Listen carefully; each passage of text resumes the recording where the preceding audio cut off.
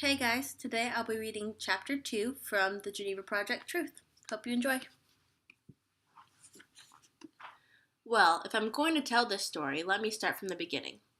When I first had the pleasure of officially catching Nova's eye, I was 12 and he was 14. I was sorting rubble as usual and talking to a precious ruby I was polishing when he startled me. So, is this your best friend or what? I jumped at the voice behind me and dropped my stone back into the rubble. I whirled around, ready to be scolded and beaten for slacking off on my job, but instead was met with his blazing green eyes and the big grin on his sun-kissed face. His breathtaking beauty up close caught me by surprise. I was at a loss for words, so at first I just started scrambling around, searching frantically for the ruby I had dropped. But then I heard his laughter, and my ears grew hot, and I could feel my cheeks flush with anger. Who did this John think he was anyway, I thought. Why did you do that? I screamed. Now I have to find it and start all over. Geez, sorry, kid. I wasn't trying to scare you. I've just never heard anyone talk to a rock before. It's not a rock, I huffed. It's a ruby. And don't call me kid. Okay, I'll help you find it if you stop shouting about it. You're gonna get us sent to the locker. This shut me up momentarily, because he was right, and that was the last place I wanted to go. The locker was where they sent us orphans if we misbehaved. If we slacked off on our jobs or lessons, or if we were being difficult, we were sent to the locker. Difficult is a funny word. It seems to mean a lot around here. If you outgrew your clothes too quickly, you were being difficult. If your shoe came untied, you were being difficult. If you cried after a beating, you were being difficult. It seemed Nova was very difficult because he was in the locker a lot. I had only been there a handful of times and made it a goal of mine not to go back. It was cold and dark and damp in the locker, and there were no windows, no sounds. Just you and the damp, cold darkness for what seemed like an eternity. So what's your name, kid? He whispered as we searched for the ruby. 65, I replied curtly. I'm Nova. What? I squealed. That can't be your name. It has to be John and your number, I said matter-of-factly. Well, Miss Know-it-all, my real name is Nova.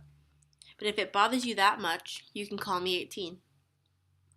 But how do you know your real name? I challenged. Well, that's a long story. Maybe I'll tell you someday. Then he handed me the ruby and ran towards the forest, leaving me flabbergasted. He must have heard Greeley coming, because a second later she was upon me.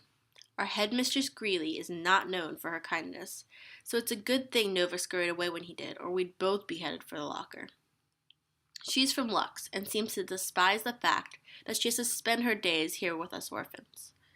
She couldn't even be bothered to learn our numbers, even though they were sewn onto our tan, shapeless uniforms, as well as tattooed on our shoulder for good measure. To her, we are all just Jane or John, not even worth a number. What have you got there, little Jane? Greeley croaked.